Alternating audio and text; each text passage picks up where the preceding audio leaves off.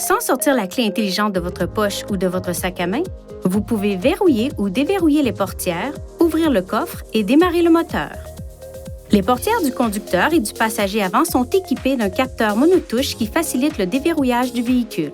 Pour déverrouiller la portière du conducteur ou du passager avant, assurez-vous d'avoir la clé intelligente sur vous, puis tirez sur la poignée pour ouvrir la portière. Les autres portières resteront verrouillées. Pour les déverrouiller, appuyez sur le bouton de demande des portières du conducteur et du passager avant dans la minute qui suit l'activation du capteur de déverrouillage de portière monotouche. Le capteur de déverrouillage de portière monotouche ne fonctionne pas pendant les 2 secondes qui suivent le verrouillage des portières. Si cela se produit, relâchez la poignée et tirez-la de nouveau pour déverrouiller la portière. Pour verrouiller le véhicule, appuyez une fois sur n'importe quel bouton de demande de poignée de portière lorsque toutes les portières sont fermées. Ces fonctions sont disponibles lorsque la clé intelligente se trouve à environ 80 cm du bouton de demande correspondant. Pour activer ou désactiver la fonction du capteur de déverrouillage de portière monotouche, appuyez sur le bouton Menu du panneau de commande. Touchez Réglages, touchez Confort et commodité, puis touchez Capteur tactile de portière. Le capteur de déverrouillage de portière monotouche est activé lorsque le témoin lumineux de l'écran est allumé. Lorsque cette fonction est désactivée, il faut appuyer sur le bouton de demande de poignée de portière tout en ayant la clé intelligente sur vous pour déverrouiller la portière du conducteur.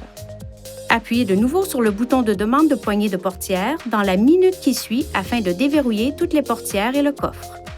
La clé intelligente possède des fonctions de télédéverrouillage qui peuvent fonctionner dans un rayon d'environ 10 mètres du véhicule. Appuyez une fois sur ce bouton pour déverrouiller la portière du conducteur. Appuyez rapidement une deuxième fois sur ce bouton pour déverrouiller les autres portières. Une fois les portes déverrouillées, maintenez le bouton de déverrouillage enfoncé pendant plus de 3 secondes pour ouvrir les vitres automatiques, le cas échéant.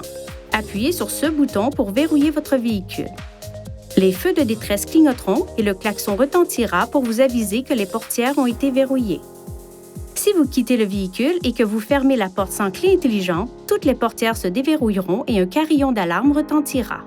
En appuyant sur les boutons de verrouillage et de déverrouillage pendant plus de 2 secondes, vous désactiverez la fonction de klaxonnement. Les feux de détresse clignoteront 3 fois pour vous indiquer que la fonction a été désactivée. Pour la réactiver, appuyez de nouveau sur les 2 boutons et maintenez-les enfoncés pendant plus de 2 secondes. Les témoins des feux de détresse clignoteront une fois et le klaxon retentira une fois. Votre clé intelligente est également équipée d'un bouton d'alarme d'urgence.